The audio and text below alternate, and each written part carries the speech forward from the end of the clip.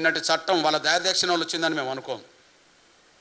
నిన్నటి చట్టం వాళ్ళ దయాదక్షిణ వచ్చింది అనుకోం. రేవంత్ రెడ్డి గారు నిన్నటి వరకు టీడీపీలో ఉన్నాడు, కాంగ్రెస్లో రాకముందు. టీడీపీలో అంటే గౌరవ చంద్రబాబు నాయుడు గారి ఆధ్వర్యంలో నాయకుడిగా కార్యకర్తగా పనిచేసిండు. ఒకవైపు చంద్రబాబు నాయుడు గారు అక్కడ వర్గీకరణ విషయంలో ముందడుగేస్తున్నాడు, ఒకవైపు చంద్రబాబు నాయుడు గారు ఆంధ్రప్రదేశ్లో వర్గీకరణ ముందడుగుతున్నాడు. ఆయనకు ఈయనకు తేడా ఏంటంటే ఆయన ఇచ్చిన మాట నిలబెట్టుకునే కాడ 100కి 99% ఉన్నాడు. ఇక్కడ మాట తప్పి మాదిగల్ని మోసం చేసిండు. సాక్ష్యం వర్గీకరణ జరిగేంత వరకు నోటిఫికేషన్లు ఇవ్వమని ఆయన చెప్పిండు. ఇప్పటికీ ఒక నోటిఫికేషన్ ఇవ్వలే, కానీ వర్గీకరణ జరగకుండానే నోటిఫికేషన్ ఈ ప్రభుత్వం ఇచ్చేసింది.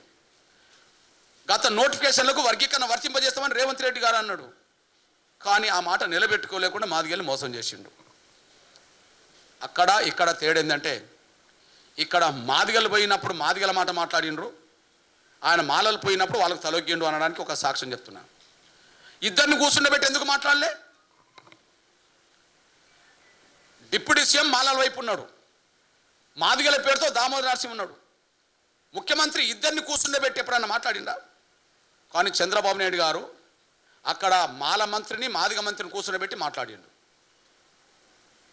ఆడ హోంశాఖ మంత్రి మాదిగ అమ్మాయి మా సోదరి అనిత అవుతే అక్కడ స్వామి అని రామాంజనేయ స్వామి అని ఒక దళిత మా మాల తమ్ముడు సోషల్ వెల్ఫేర్ మినిస్టర్.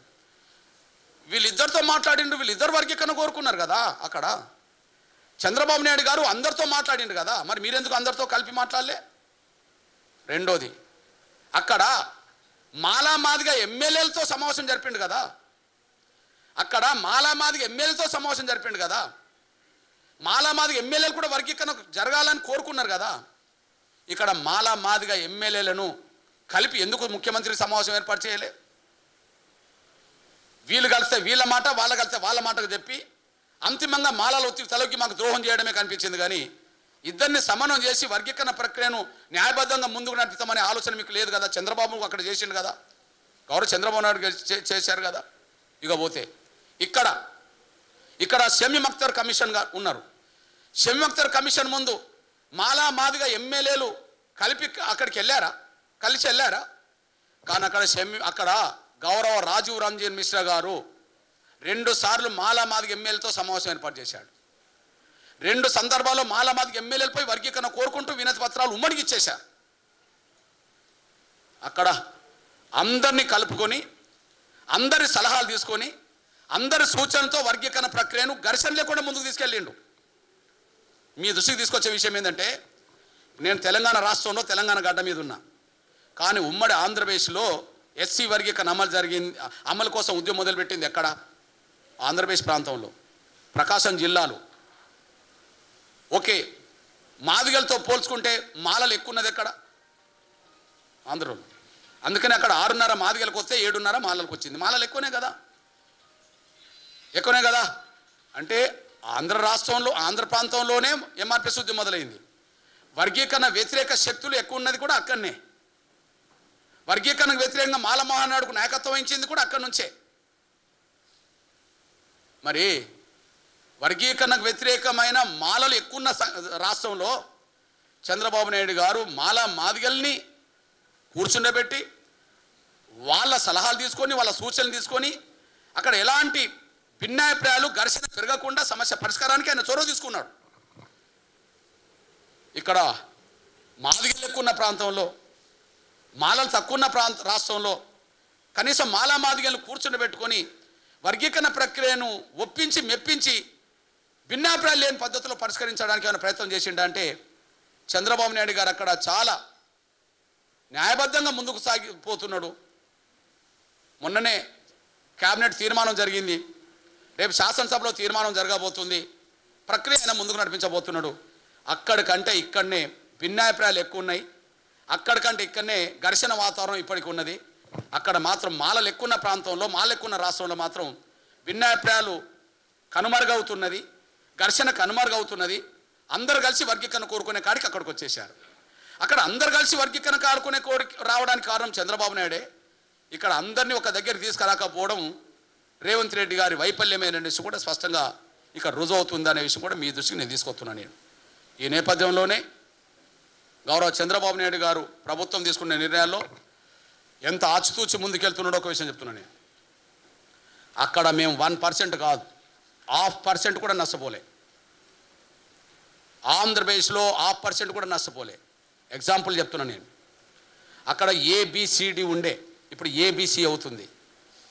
అక్కడ ఏబిసిడి ఉమ్మడి ఆంధ్రప్రదేశ్లో ఉండే 2 గ్రూపులు ఉండడానికి కారణం అక్కడ. ఏ గ్రూపు రెల్లి ప్రజలు అక్కడనే ఎక్కువ మంది ఉన్నారు, వాళ్ళకి 1% ఇచ్చారు. బి గ్రూపుకు ఇప్పుడు 6.5% వచ్చింది. సి గ్రూపుకు మాలలకు అప్పుడు సి గ్రూపే, ఇప్పుడు సి గ్రూపే 7.5 వచ్చేసింది. డి గ్రూప్ లేదు. మరి డి గ్రూప్ 1% ఏమైంది ఇక్కడ గమనించాలి. డి గ్రూప్ అనేది ఆది ఆంధ్రలో 1% ఏమైంది అన్నప్పుడు డి గ్రూప్ కాడ మాది ఎమ్మెల్యేలు కూర్చొని ఎంఆర్పిఎస్ సూచనలు కూడా చేసిన తర్వాత కమిషన్ ముందుకు, ప్రభుత్వం ముందుకు ఒక అభిప్రాయంతో వెళ్ళారు.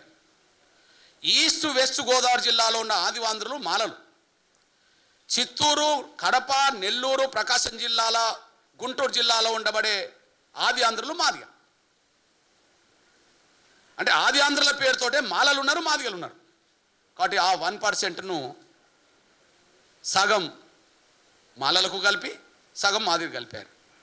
అంటే 6 రావాల్సింది డి గ్రూప్లో సగం రావడం వల్ల 6.5 మాదిగలకు అయింది. 7 రావాల్సింది మాలలకు డి గ్రూప్లో ఉండబడే 0.5% కలవడం వల్ల 7.5 మాదిగలకు అయింది. ఇప్పుడు ఆది ఆంధ్ర గ్రూప్ ఉంటుంది కానీ డి ఉండదు. కులం ఆది ఆంధ్ర లిస్టులో ఉంటుంది కానీ ఉండదు. 50% ఇటు 50% అటు. కాబట్టి మీరు మాలలు అయితే ఆది ఆంధ్ర మాలలు రాసుకోండి, సి గ్రూప్లో పోండి.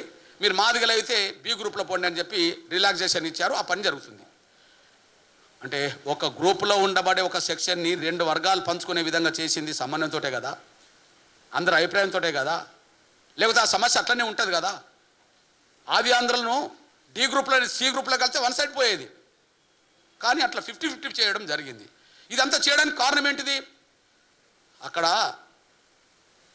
వర్గీకరణ అంశం మీద అత్యంత అవగాహన గల వ్యక్తి ఎవరు? చంద్రబాబు నాయుడు గారు. వర్గీకరణ గతంలో అమలు చేసింది ఎవరు? చంద్రబాబు నాయుడు. వర్గీకరణ సమస్య పరిష్కారం ఘర్షణ లేకుండా జరగాలని అనుకుంటున్నది ఎవరు? చంద్రబాబు నాయుడు గారు. ఆ విధంగా ముందుకు నడిపింది ఎవరు? చంద్రబాబు నాయుడు గారు. అక్కడ నిజాయితీ, ఆ చిత్తశుద్ధి, ఆ సంకల్పం కనిపిస్తున్నది. వర్గీకరణ జరగాలి, మాదిగలు కలిసి ఉండాలని అక్కడ కోరుకుంటున్నాడు. ఇక్కడ వర్గీకరణ జరగాలి, ఎవరి ఘర్షణ వాళ్ళు పడాలని ఇక్కడ అనుకున్నట్టున్నది. మాదిగలు రోడ్ ఎక్కాలి, బుడగ జంగాలు రోడ్ ఎక్కాలి, నేతకానులు రోడ్ ఎక్కాలి, ఈ ఘర్షణ కొనసాగుతూనే ఉండాలని చెప్పి ఈయన అనుకున్నట్టున్నది. అంతిమంగా మాలలకు వత్తాసు పలకాలని చెప్పి అనుకున్నట్టు ఉన్నది. జాతీయ స్థాయిలో ఉండబడే మాలల ఒత్తిడికి తలొకి, ఇక్కడ ఉండబడే పలుకుబడి గల మాల లీడర్ల ఒత్తిడి తలొకి నమ్మక ద్రోహం చేసి వర్గీకరణ చట్టం ఇచ్చినట్టు అయింది. చట్టం వాళ్ళ దయాదాక్ష వచ్చిందని మేము అనుకోవట్లేదు. పంజాబ్లో లేదా, హర్యానాలో అమలు జరుగుతలేదా, తమిళనాడులో అమలు జరుగుతలేదా? ముందు మేమే తెచ్చామంటున్నాం కదా, మీరు అంటున్నారు కదా.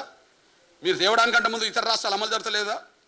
సుప్రీంకోర్టు తీర్పు తర్వాత మేమే అంటున్నాం కదా. హర్యానాలో సుప్రీంకోర్టు తీర్పు తర్వాత అమలు జరుగుతుంది వాస్తవం కదా. రేపో మాపో ఆంధ్రప్రదేశ్లో అమలు జరిగేది వాస్తవం కదా. కానీ వాటికి రేవంత్ రెడ్డి గారికి తేడా ఏంటంటే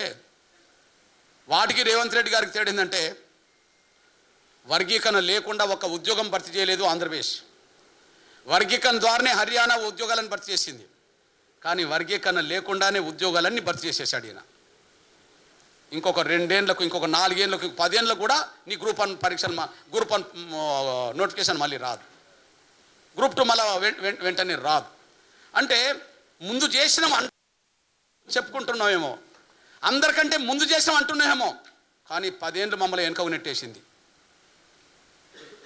మమ్మల్ని 10 ఏళ్ళు గ్రూప్ 1 పోస్టులను పొందే విషయంలో మమ్మల్ని వెనుకకు నెట్టేసింది. గ్రూప్ 2లో వెనుకకు నెట్టేశారు, ఇతరత్ర ఉద్యోగాలు మమ్మల్ని వెనుకకు నెట్టేశారు. ఇవాళ మీరు చట్టం తెచ్చినాం అంటున్నారు, ఇంకో 10 ఏళ్ళకు మమ్మల్ని వెనుకకు నెట్టేసినట్టే కదా. ఎవరి కోసం మమ్మల్ని వెనుకకు నెట్టేశారు? మాలకు దోషపెట్టడానికే కదా. ఈ విషయాన్ని మేము మా ప్రజల్లోకి తీసుకెళ్తాం. విజయోత్సవం మా పోరాట ఫలితం అంతే. చట్టం సాధించుకోవడం అనేది ఇక్కడేంది, రేపు ఆంధ్రప్రదేశ్లో సాధించుకోవట్లేదా? రేపు కర్ణాటకలో మేము సాధించుకోమా? కర్ణాటకలో మేము సాధించుకోలేమా? ఆంధ్రప్రదేశ్లో సాధించుకోపోతలేమా?